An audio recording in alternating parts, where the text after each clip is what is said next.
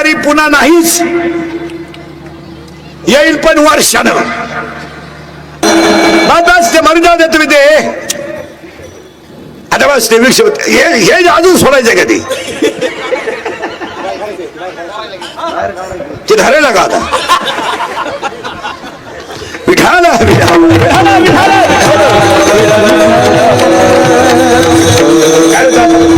तुमची अडचण काय दोघांची वर बसणारांची.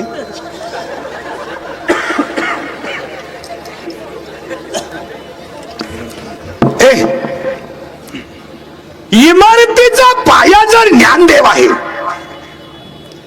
आणि खांब जर नाथबाबा आहे तर जगातली कोणती इमारत किती दिवस टिकेल तिच्या पायावर अवलंबून आहे. जितका पाया पॅक तितकं त्या इमारतीचं आयुष्य जास्त. या इमारतीचा पायाच ज्ञान आहे आणि ती इमारत किती भार सहन करेल हे तिच्या खांबावर अवलंबून आहे. जितका खांब पॅक राहील तितकी ती इमारत तो भार सहन करेल. मग इथं शांती नावाचा खांब आहे आणि ज्ञान नावाचा पाया आहे. ज्ञानजीचा पाया, शांतीजीचा खांब, त्या इमारतीचं नाव वारकरी संप्रदाय. त्या इमारतीचा पाया खांब आहे आणि ज्ञान आहे आणि खांब हा भागवत आहे. आज कीर्तनाला हितल्या अभंगाला सुरुवात करण्यापूर्वी ज्ञान देव, ज्ञान देव म्हणून एका आईनं मुलाचं नाव ठेवलं ज्ञानदेव. ज्ञानच देव. Valuation of man depends upon knowledge and characters. Without knowledge man has no any valuation. माणसाची उंची त्याच्या ज्ञानावर अवलंबून आहे. तब्येत जास्त असल्यावर बुद्धी असतेच असं नाही. तब्येत जितकी जास्त असते तितकी बुद्धी कमी असते असं नियम आहे. म्हणजे ज्या भुईमुगाला पाला जास्त असतो त्याला शंका कमी असतात. म्हणजे बुद्धी, एखाद्याला बुद्धी जास्त असेल तर संपत्ती असेलच असं नाही आणि संपत्ती असल्यावर बुद्धी असतेच असं नाही. म्हणून आईनं मुलाचं नाव ठेवलंय ज्ञानदेव. ज्ञानच देव, ज्ञानच देव, ज्ञानच देव. पुरावा 12वा अध्याय. अभ्यासाहून गहन ज्ञान, ज्ञानाहुनी ध्यान विशेषाची. 12वाचा अध्याय. जेत जेत दया आणि शांती वस्ती आल्या एका ठाया, ते जाण धनंजया विभूती माझी. जिथं दया जिथं शांती, जिथं शांती तिथं दया, जिथं ज्ञान तिथं देव, देव तिथं ज्ञान. ज्ञानच देव. पण ते ज्ञान मिळवण्यासाठी भजन आहे. निवृत्तीनंद सोपान मुक्ताबाई एकनाथ नामदेव तुकाराम. निवृत्तीनंद सोपान मुक्ताबाई एकनाथ नामदेव तुकाराम. अर्थ लिहून घ्या. निवृत्त हो, ज्ञान मिळेल. ज्ञान मिळवणं सोपं आहे. फायदा तुला मुक्ती मिळेल. तो देव एक आहे, त्याचं तू नाम घे. त्या देवाचं नाव तुकाराम आहे. परत ऐका भजन, गेलं डोक्यातून सगळं. निवृत्ती ज्ञानदेव सोपान मुक्ताबाई एकनाथ नामदेव तुकाराम. अर्थ लिहून घ्या. निवृत्त हो, ज्ञान मिळेल. ज्ञान मिळवणं सोपं आहे. फायदा तुला मुक्ती मिळेल. तो देव एक आहे, त्याचं तू नाम घे. त्या देवाचं नाव तुकाराम आहे. उलट फिरा. साई बाजूला कर, साई बाजूला कर. खाली दूध आहे. राग बाजूला कर, आत विस्तव आहे. ढग बाजूला कर, वर आकाश आहे. तुझ्यातला अंकार बाजूला कर, तू ईश्वर आहे. पुन्हा उलट फिरू तिथंच. लाकडात अग्नी आहे, दर्शन कर. लाकडात अग्नी आहे, दर्शन कर. दुधात लोणी आहे, क्रिया कर. उसात साखर आहे, प्रक्रिया कर. तुझ्या देव आहे, साधना कर. फायनल. आणि आज कीर्तनाला घेतलेला अभंग देवाचे सगळ्यात लाडके भक्त नामदेव महाराज यांचा 4 कडव्यांचा आहे. नामदेव महाराजांचा अभंग कीर्तनाला घेतलेल्या अभंगातला पहिला मुद्दा. अभंगातला दुसरा मुद्दा, कीर्तन ऐकणाऱ्यांना सूचना. कीर्तन सुरू झालंय आता. दरिद्रवाणी कीर्तनाला बसायचं नाही. तोंड सोडून मिळून द्यायचं नाही. दाढीला हात लावून, डोक्याला हात लावून, तंगडीवर करण, गुडघे फाकवा यायचं नाही. लांब उभं राहायचं, चांगला चप्पल जोड पाहायचा, घर गाठवायचं. पण कीर्तनाला बसल्यावर दरिद्रवाणी बसायचं नाही आणि तोंड सोडून मिळून द्यायचं नाही. आपल्या कीर्तनाला बोलावं लागतं. पटलं तर हा म्हणायचं, नाही पटलं नाही म्हणायचं. आपल्याकडे नाही लय उत्तरी, हा लय उत्तरी. पण भामतेवानी कीर्तन ऐकायचं नाही. इथं येऊन असं बसतो तसंच मिळाला. मग याची काय गॅरंटी? वाक्याने नाही का 3 गोष्टीची गॅरंटी नाही. 1, आयुष्यातला वाया गेलेला क्षण पुन्हा मिळणार नाही. 2, शरीराचे इंद्रिय पुन्हा मिळणार नाहीत. आणि 3, दूध पाजणारी आई वडील पुन्हा मिळणार नाहीत. सगळं मिळेल. शरीरातलं आयुष्यातला वाया गेलेला क्षण पुन्हा नाही. 1 जानेवारी पुन्हा नाहीच, येईल पण वर्षानं.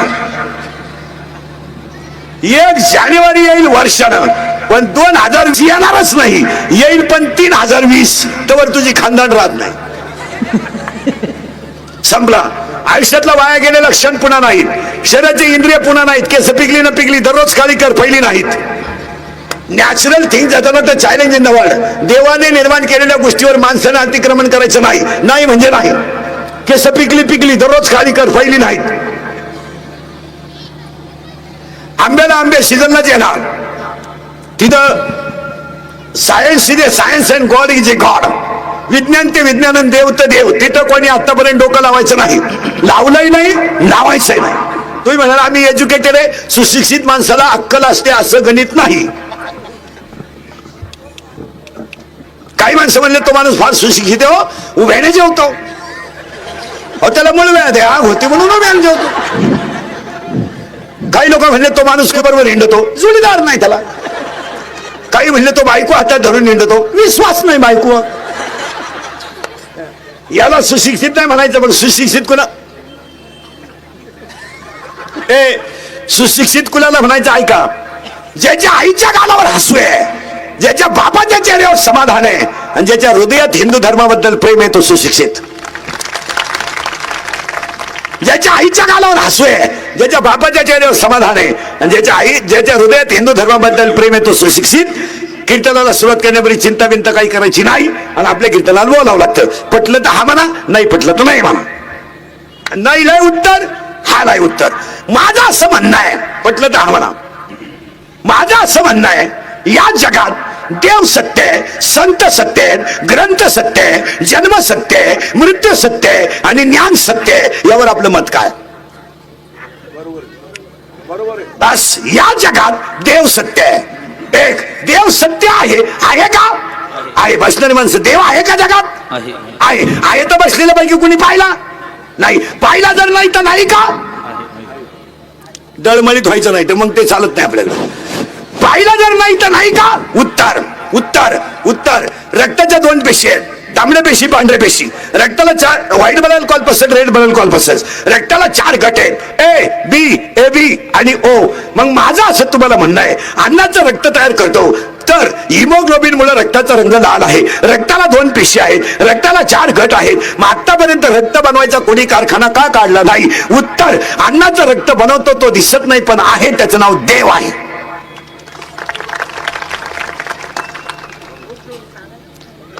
अन्नाचं रक्त जो करतोय तो दिसतोय का? नाही पण आहे, त्याचं नाव देव आहे. एकाने सांगितलं पटलं नाही आपल्याला, नाही पटलं, त्याला दुसरं उत्तर. मी तुम्हाला देव आहेच म्हणायला येईल 2 मिनिटात. दुसरा प्रश्न, झाड लावलं, खाली गेलं त्या मुळ्या, वर आले ते खोड. हे बरे, खाली गेलं त्या मुळ्या, वर आले ते खोड, खोडाला आल्या फांद्या, फांद्याला आली पानं, पानाला जवळ आली फुलं, फुलाला झाले 4 भाग, निडलपुंज, दलपुंज, पुमंग, जायंग.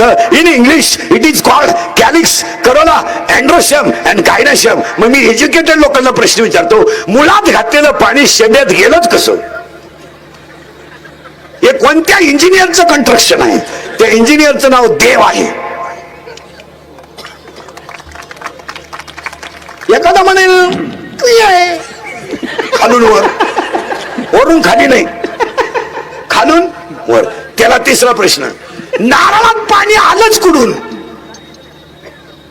किती दिवस शाळेचा आहे पण शाळा काढणारच कळणार नाही तर तुला काय वांग कळत? नारळात पाणी आलं कुठून? नारळात पाणी आलं कुठून? उत्तर, देवाची करणी. याचा अर्थ देव आहे.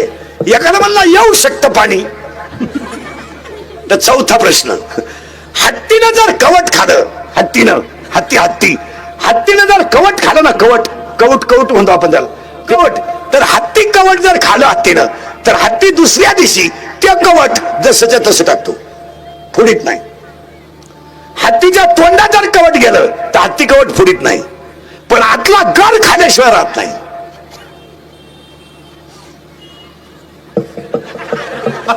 शंका असेल, हत्तीला कौट चाल, दिवसभर त्याच्या मागे हिंड, शेण पडलं का पाय कौट घेऊन ये. आतला गर खाण्याची किमिया.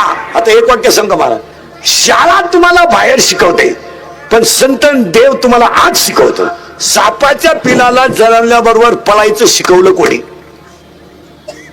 सापाचं पिलू जन्माला आलं तर लगेच पळतंय, कारण सापाची आई पिला जन्माला येताना रस्त्याने पळत चालते आणि पिलं मागं पडलं की ती जागेवर फिरते आणि जेवढे पिलं खाता येतील तेवढी खाते ती. त्याची आई ती पिलं खाते. मग जन्मल्या जेवढी पिलं पळाली तेवढी वाचली. जी निवांत जाऊ म्हणली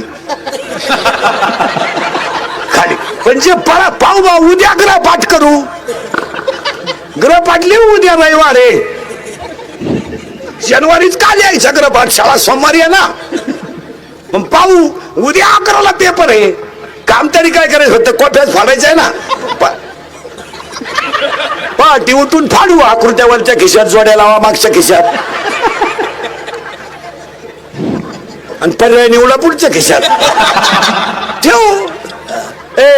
असे जे म्हणले ते मेलेच. जे म्हणले आजच ग्रहपाठ करू उद्या दुसरं वाचू ते वाचले. मग सापाच्या पिलाला पळायचं शिकवतो होतो देव. आता एखादा म्हणेल हे उदाहरण पटलं नाही. हॉस्पिटलमध्ये पेशंट आहे, पेशंट आहे, मरणारे पेशंट. आता त्याला समाजाला त्याच्याजवळ उभा आहे, पण ज्याचं जातंय त्याला सांगता येईना माझं हे जातंय, आणि जो बसलाय त्याला दिसत नाही याचं काय चाललंय. मग मरताने जातंय ते दिसत नाही, पण ते चैतन्य त्याचं नाव देव आहे. उद्या बाळ जन्माला येणार, आजच आईच्या स्तनात दूध तयार आहे. मग एखादा कमकुवत मेंदूचा म्हणेल घडू शकतो, नैसर्गिक आहे. नैसर्गिक आहे तर पोराच्या बापाला का नाही? त्याचा निमा वाटा आहे ना. मग एक टाइम पोरग त्याच्या आईला पिलं पाहिजे.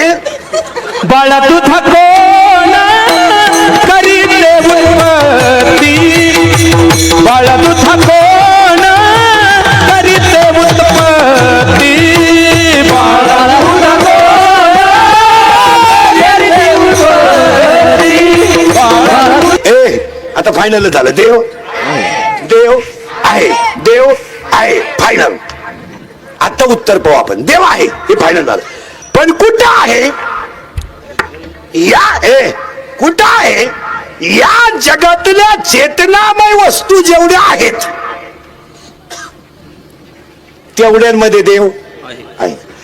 गायीमध्ये चैतन्य आहे, म्हशीमध्ये चैतन्य आहे, तुमच्या माझ्यामध्ये चैतन्य आहे. मग आता टाळकरी, इनेकरी, चोपदार, महाराज बी रस बसलेले, दिंड्या काढणारे, एका दिंडीच्या 2-2 दिंड्या करणारे. हा ना, आता उद्या परवा निघतील. चलो हा त्रिमग. एखाद्या नुसतं म्हणा टाळ नीट वाजव, मला म्हणला तू दिंडी गेली उडत. दुसरी दिंडी. हे दिंड्या वाढल्या म्हणजे भजने नाही वाढले, टोळ्या वाढल्या. अजून 4-5 वर्षानं ह्या दिंड्यावाल्यांवर इतके वाईट दिवस येणार आहे.